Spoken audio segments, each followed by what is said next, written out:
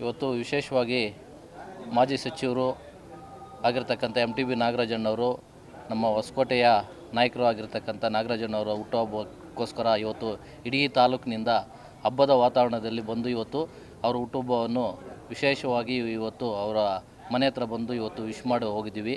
ಹಾಗೆ ಇವತ್ತು ಸಂಜೆ 4 ಗಂಟೆಗೆ ಹೊಸಕೋಟೆ MTB ಭವನ ಅಲ್ಲೂ ಸಹ ಇವತ್ತು ಹುಟ್ಟುಹಬ್ಬ ಆಚರಣೆಯನ್ನು ನಮ್ಮ ತಾಲೂಕಿನ ಎಲ್ಲ ಮುಖಂಡರು ನಾಯಕರು ಸೇರಿ ಇವತ್ತು ಹುಟ್ಟುಹಬ್ಬ ಆಚರಣೆಯನ್ನು ಮಾಡ್ತಾಯಿದ್ದೀವಿ.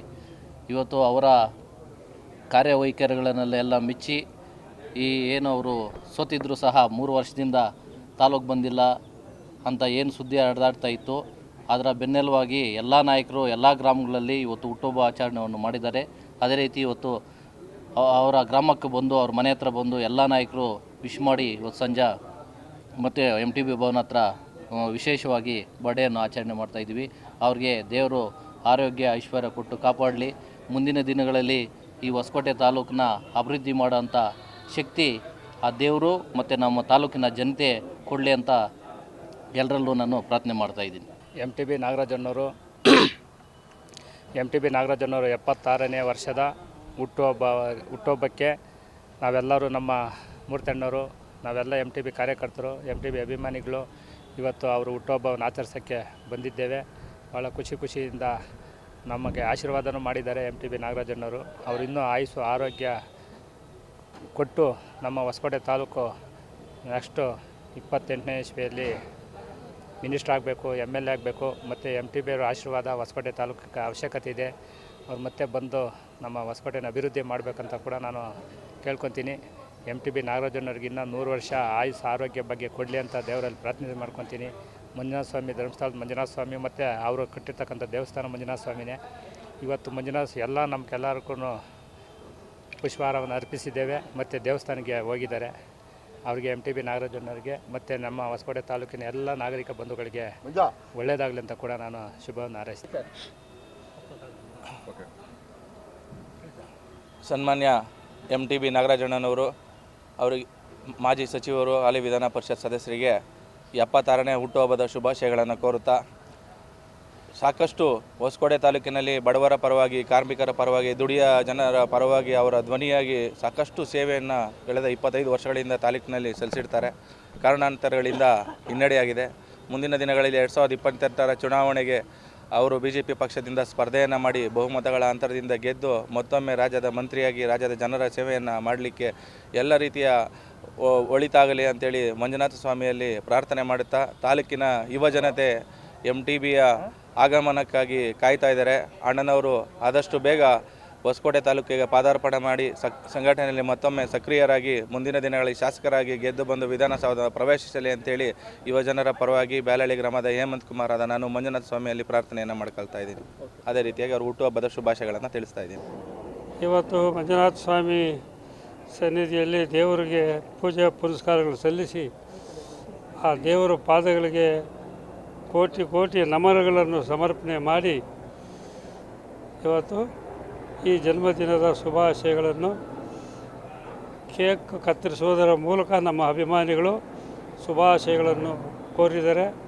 ಅವ್ರಿಗೆಲ್ಲರಿಗೂ ನಾನು ಅಭಿನಂದನೆಗಳು ಸಲ್ಲಿಸ್ತೇನೆ.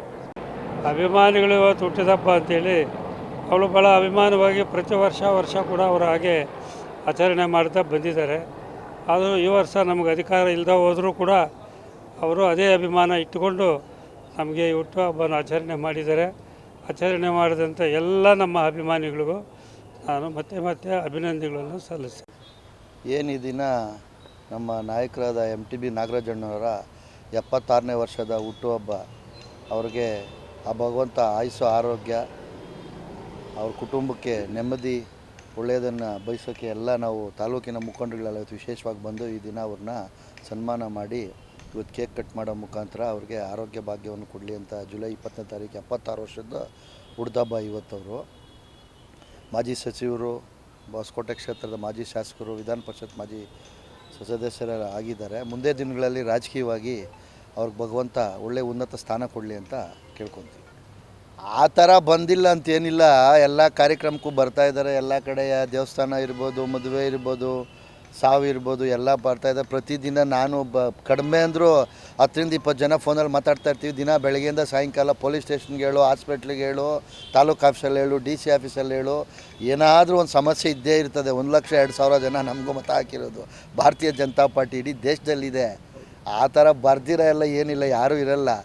ಮೊನ್ನೆನೇ ಹೇಳಿದ್ರಲ್ಲ, ಕೆಂಪೇಗೌಡರ ಜಯಂತಿ ದಿವಸ ಹೇಳಿದ್ರಲ್ಲ, MTB ನಾಗರಾಜಣ್ಣವರು ಆಡಳಿತದಲ್ಲಿ ಹೆಂಗಿತ್ತು, ಪಾರದರ್ಶಕತೆ ಹೆಂಗಿತ್ತು, ಇವತ್ತು ಹೆಂಗಿದೆ ಜನಕ್ಕೆ ಗೊತ್ತಾಗಲಿ ಅಂತ ಬರ್ದಿಲ್ಲ ಅಷ್ಟೇ. ನಾನು ಇವತ್ತು ಬರ್ತೀನಿ, ಮುಂದೇನೂ ಬರ್ತೀನಿ, ಬರ್ತಾನೆ ಇರ್ತೀನಿ ಅಂತ ಹೇಳೋರು ಯಾರೂ ಬರ್ದಿರಲ್ಲ.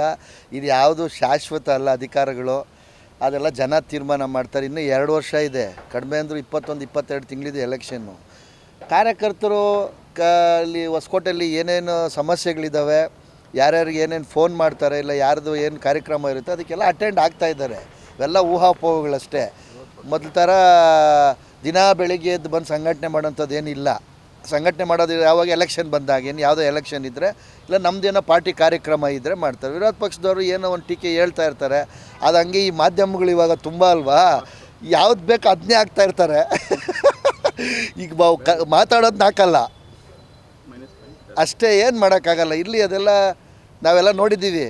ನಾವು ನನ್ನ ರಾಜಕೀಯ ಅನುಭವದಲ್ಲಿ 30 ವರ್ಷದಲ್ಲಿ 7 ಬೀಳುಗಳು, ಭಾರತ ಸರ್ಕಾರಗಳಿರ್ಬೋದು, ರಾಜ್ಯ ಸರ್ಕಾರಗಳಿರ್ಬೋದು, MLAಗಳಿರ್ಬೋದು, MP ಗಳಿರ್ಬೋದು, ಯಾವಾಗ ಏನೇನು ಆಗ್ತದೆ ಜನ ತೀರ್ಮಾನ ಮಾಡ್ತಾರೆ. ಇದೇನು ದೊಡ್ಡ ವಿಚಾರ ಅಲ್ಲ. ಇಲ್ಲಿ ನೋಡೋಣ ಮುಂದೆ ದಿನಗಳಲ್ಲಿ ಒಳ್ಳೇದಾಗ್ತದೆ.